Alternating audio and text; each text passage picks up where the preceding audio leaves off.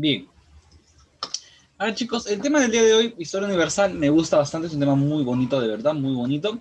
Y es la continuación de lo que veíamos la clase pasada. En la clase anterior, nosotros habíamos visto el tema del humanismo, ¿verdad? Yo lo había decidido dividir, ya lo había dividido, ahora vamos a ver la segunda parte, que es el Renacimiento. Otra vez nos vamos hasta Italia. ¿Qué es el Renacimiento? Una nueva concepción del arte, dice, ¿verdad? El Renacimiento, una nueva concepción del arte, que está basado obviamente en el humanismo.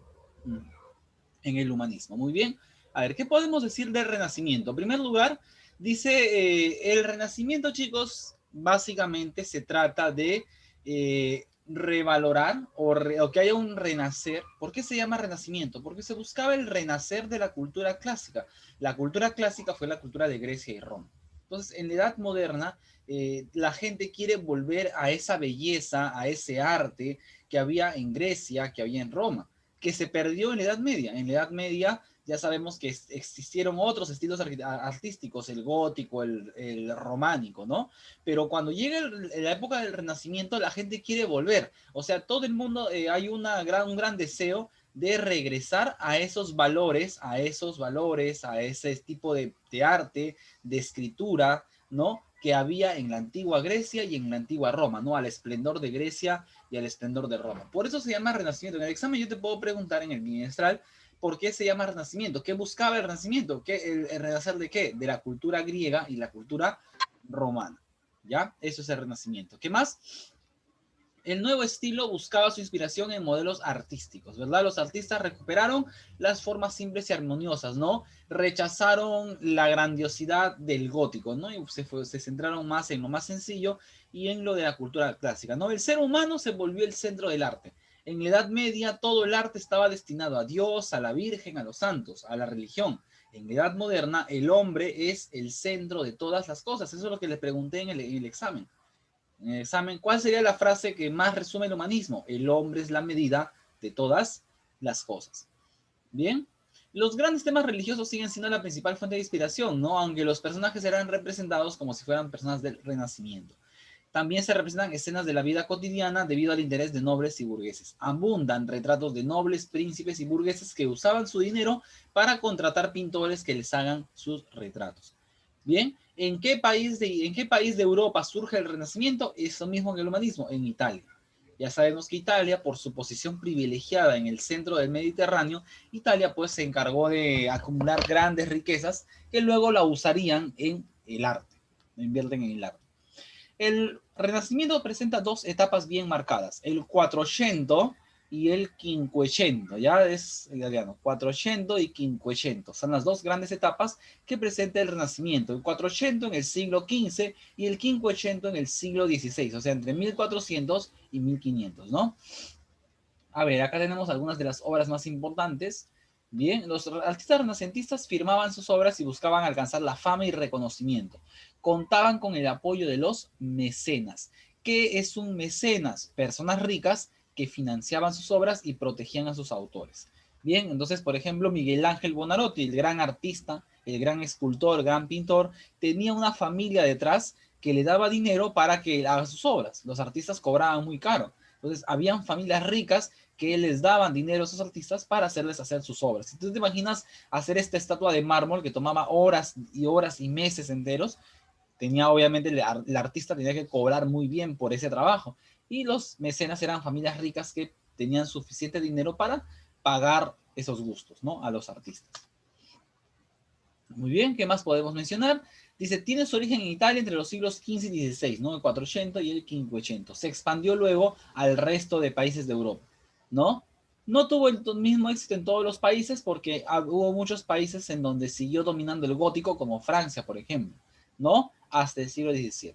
Se desarrollaron variedades estilísticas propias, como el caso de España, ¿no? Con unas variantes del estilo renacentista.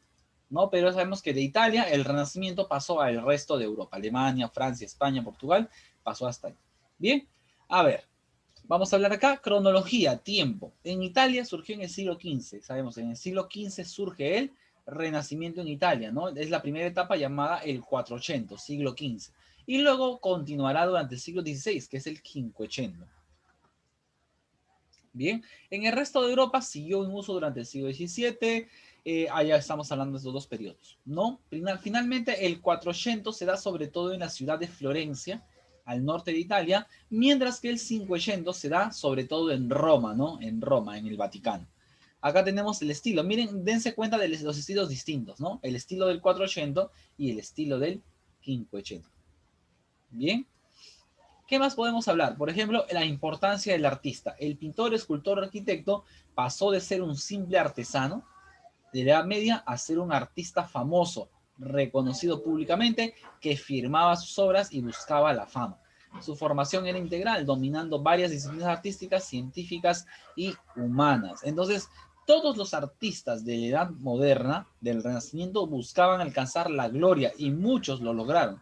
Ellos pasaban años enteros aprendiendo sobre pintura, sobre escultura, sobre el cuerpo humano, porque ¿cómo tú puedes hacer un retrato, no, si no sabes las proporciones del cuerpo humano? Ellos pasaban años estudiando anatomía, medicina, para poder conocer cómo eran las personas y poder luego representarlas. Por ejemplo, acá, esta es una estatua, pero mira los detalles. Oye, pareciera que está viva la estatua, pareciera viva y es de mármol. ¿Cómo es que se logró tal perfección? Porque estos artistas se pasaban años y años de entrenamiento para pulir sus técnicas y buscaban la perfección para alcanzar la gloria y el reconocimiento de todas las personas. Por ejemplo, aquí tenemos a Miguel Ángel, ¿no? Arquitecto, escultor y pintor. Diseñó la biblioteca de Laurencia, diseñó la escultura, el David de mármol, su obra más famosa, y también esta famosa pintura, La creación del hombre. También una gran pintura de Miguel Ángel. O sea, estos artistas no se enfocaban solo en una cosa, dominaban varias. Leonardo da Vinci. Leonardo da Vinci no se sabe ni qué era, porque fue pintor, escultor, arquitecto, ingeniero, médico. Este tipo fue de todo. Uno de los más grandes genios de la historia de la humanidad, Leonardo da Vinci. ¿Ya? Era de todo prácticamente. Tenía grandes conocimientos, ¿no? Era un erudito. ¿Qué más tenemos acá? Los mecenas, ya les dije quiénes son. Los mecenas, durante el Renacimiento se alcanzó la figura del mecenas, ¿no? Que eran familias adineradas. ¿Qué hacían estas familias adineradas? Con su dinero le daban dinero a los artistas para que hagan obras de arte. Es que, chicos, cuando tú tienes tanto dinero y no sabes qué hacer con él, empiezas a gastarlo en cosas que ya no te sirven mucho, ¿no? Como arte o cosas que no tan utilitarias. Bien, una de las familias más importantes de mecenas en Europa fue la familia de los Médicis. La familia de los Médicis en Florencia fue una familia muy poderosa que tenía tanto dinero que incluso los reyes, escúchenme, los reyes de Europa querían que sus hijos se casaran con las hijas de la familia Medici, de tanto, o sea, tenían más dinero que los mismos reyes de Europa. Imagínate qué tan poderosa fue la familia Medici de Florencia. Y esa familia fue una familia muy conocida de mecenas, pues porque usaban su dinero para patrocinar a muchos artistas. Arquitectura, a ver, ¿cómo era la arquitectura durante el Renacimiento? Ya sabemos, se volvió a los valores clásicos, se volvió al estilo griego, al estilo romano. Se recuperaron elementos clásicos, los edificios eran mucho más pequeños, adaptados a proporciones humanas. ¿No? Las iglesias vuelven a la planta de cruz griega o la planta circular. ¿No? Aquí tenemos, por ejemplo, algunos arquitectos famosos. En el 400, Brunelleschi y Alberti, ¿no? Que diseñan, por ejemplo, Brunelleschi, la cúpula de la Catedral de Florencia. Durante el 500 tenemos a Donato de Bramante, Miguel Ángel Maderno, en Venecia, Andrea Palladio, ¿no? Como los arquitectos más famosos. Miren esto, ¿cómo se pudo haber hecho esto? La iglesia de la capital, de la Catedral de Florencia. Esto es Florencia. Imagínate, si hacer una pared nomás de ladrillos es trabajoso, imagínate hacer esto con esa caída. Y arriba hacer todo esto. Entonces se imagina pues el esfuerzo que habrá llevado a hacer esto. Es una obra maestra, de verdad. Ahora hablo de los años 1400. Entonces Brunelleschi es considerado el primer artista completo del Renacimiento. Era pintor, escultor y arquitecto. Su obra más famosa de Brunelleschi es la cúpula de la Catedral de Florencia. La primera gran obra del Renacimiento, destacó por su tamaño superior al de las cúpulas góticas. Ahí tenemos un detalle interior de cómo está hecha, ¿no? Ahí está. Por dentro la cúpula es así y por fuera está recubierta, ¿no? Acá está. El artista del Renacimiento logra dar la sensación de profundidad a través de la perspectiva lineal. En ella, una serie de líneas convergen en un punto de fuga situado en el límite del campo visual del espectador. Por ejemplo, acá, tú entras y si se dan cuenta, chicos, por perspectiva, parece que donde tú estás parado es más ancho y que se va achicando el espacio hasta el fondo, ¿no? Muy profundo, como una cueva.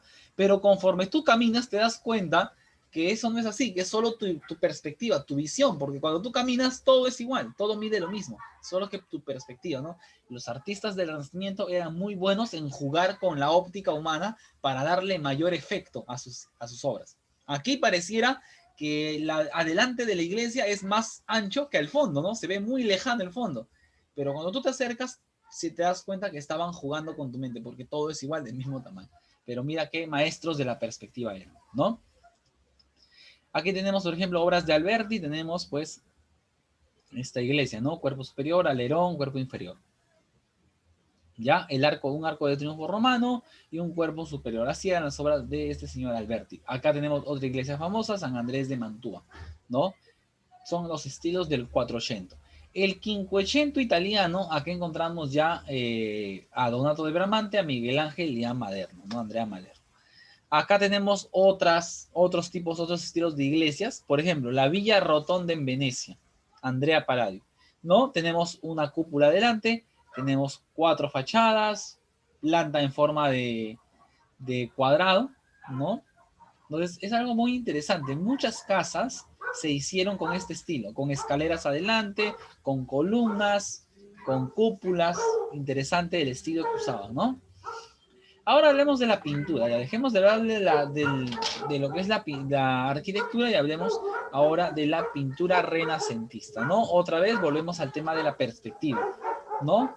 Se juega con la mente humana, con la óptica humana, ¿no? Permite dar a las obras sensación de volumen, ¿no? Contemplar la pintura en 3 dimensiones, alto, ancho y profundidad. Se usaron mucho las luces y sombras para darle efecto a la pintura. Se graduaba el color, se utilizaban fondos, se tenían mucha para ver. ¿Cuáles son las reglas de la pintura renacentista? La proporción, la belleza y los temas, ¿no? Las figuras tienen que ser proporcionadas a las personas, a quien se está representando. Tiene que haber belleza en las imágenes, ¿no? Los movimientos tienen que ser muy finos, muy perfectos. Y los temas pueden ser religiosos, mitológicos, pueden ser retratos, pueden ser desnudos, todo eso es lo que representan los artistas del Renacimiento. Por ejemplo, aquí tenemos la Escuela de Atenas. Es una pintura, pero te da la impresión de fondo, ¿verdad? De que están de verdad en una sala profunda donde se ven varios arcos, ves mucha gente, no ves nadie de un tamaño distinto, todos son iguales, entonces se mantiene mucho el estilo, ¿no? La perfección. Tenemos, por ejemplo, en el 400 pintores importantes, Masaccio, Mantegna y Sandro Botticelli. En el 500 tenemos a Leonardo da Vinci, a Miguel Ángel Buonarroti, a Rafael Sanzio, ¿no? A Tiziano, como los artistas o los pintores más famosos del 500. Bien, acá tenemos pinturas del 400, Masaccio, ¿no? Miren, la Santísima Trinidad.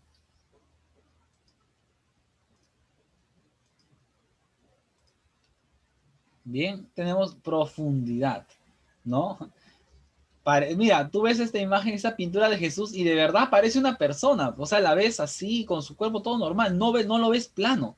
O sea, mira qué tal perspectiva te dan que pareciera en verdad una persona así, aunque es una pintura.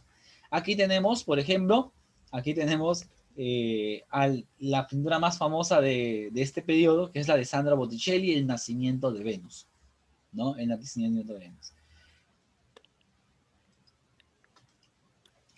Pintores del Quinquecento, tenemos a Leonardo da Vinci. A ver, acá tenemos esta pintura muy famosa, por cierto, llamada La Gioconda, o más conocida como la Mona Lisa, ¿no? Aunque su nombre real es La Gioconda, ¿ya? Este es Leonardo da Vinci. Por primera vez se utiliza el esfumado, le da un fondo, ¿ya? Es algo inventado por Leonardo, ¿no? La técnica del esfumado, que luego se volvió muy famosa, ¿no? Tenemos a Rafael Sanzio, la Escuela de Atenas, ¿no? Y cada uno de los personajes que aparece aquí está en esa posición por una razón, es una alegoría. Por ejemplo, Platón está al lado de Leonardo, al costado está Aristóteles, o sea, el mismo Leonardo se pone acá, ¿no? Aquí tenemos arquitectura de profundidad, tenemos a Miguel Ángel que está sentado, o sea, es muy impresionante cómo los pintores del Renacimiento hacían esto, ¿no? Tiziano, la Venus de Urbino, ¿no? Tenemos el ejemplo, ¿no? De las pinturas de desnudos que abundan mucho en la época del Renacimiento, y tenemos a Miguel Ángel con la creación de Adán, ¿no? La creación del hombre, de Dios y la creación del hombre de Adán, ¿no? Esto está pintado en el techo de la Capilla Sixtina, o sea, esto está pintado no en un papel ni en un cuadro, está pintado en el techo de una iglesia. Imagínate cómo pintas esta pintura en el techo de una iglesia. Miguel Ángel obviamente era un genio, ¿no? Para hacer eso. Características, a ver, ¿cómo era la escultura del Renacimiento? Volvemos a lo mismo, se siguen los modelos clásicos de la antigüedad, da mucha importancia a las proporciones, importancia de la anatomía. Estos señores estudiaban mucha anatomía humana porque hay muchos desnudos en estas esculturas. Las figuras están idealizadas.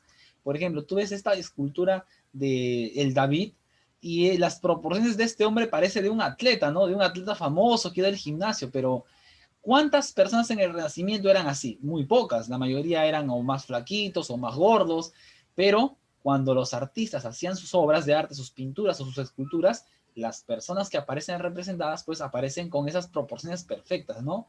Bien musculadas, bien atléticos sus cuerpos. Es el idealismo, ¿no? El hombre perfecto, ¿no? Géneros, desnudos, retratos, escultura ecuestre, ¿no? En material usaban bronce, usaban mármol, menos la piedra, pero también hay esculturas en piedra. Por ejemplo, aquí tenemos las puertas de la Catedral de Florencia. Mira, en puertas de bronce, ¿ah? En puertas de bronce. Este es bronce y en el metal han hecho todas estas escenas. En metal, no es papel, es metal. ¿Cómo lo haces en metal? Representas esas historias. Eran unos maestros, de verdad. El David de Donatello, una escultura de bronce. Esto es bronce, metales. También, ¿cómo lo haces? Imagínate, para darle forma al metal, imagínate, el metal tiene que estar muy caliente, darle forma sin quemarte. Entonces, imagínate cómo eran de genios estos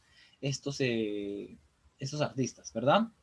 Representa el ideal de la belleza, ¿no? Representa el ideal de la belleza. En el Quinquecento tenemos, por ejemplo, al Moisés. Mira las proporciones. Esto es mármol, chicos. Esto es mármol, pero tú lo miras, se nota que hasta se están moviendo la ropa, pero es mármol. ¿Cómo lo hacen? Esos tipos eran unos genios, ¿verdad? Unos genios del arte. El David, ¿no? La piedad, mira, la Virgen cargando a Jesús muerto. O sea, pero mira, hasta mira la ropa, mira cómo se ven los detalles de la ropa, ¿no? Es algo que, y es en mármol, es materia dura, ¿cómo lo hacen? ¿No? Miguel Ángel fue el principal artista de este periodo, dominaba perfectamente las proporciones, realizaba estudios anatómicos en sus personajes desnudos y transmitía fuerza y sentimientos en sus esculturas. Bien, aquí tenemos algunos otros estilos, por ejemplo, iglesias como la fachada del Escorial, ¿no? Eso es en España, ¿no? Eso es en España. En España también llegó el Renacimiento, pero ellos le hicieron un estilo propio, ¿no? El estilo plateresco, le llamaban. Aquí tenemos, este es el estilo de los españoles, ¿no? Al su renacimiento. Bien, chicos, con eso estamos terminando con esto del renacimiento. Voy a dejar esta compartición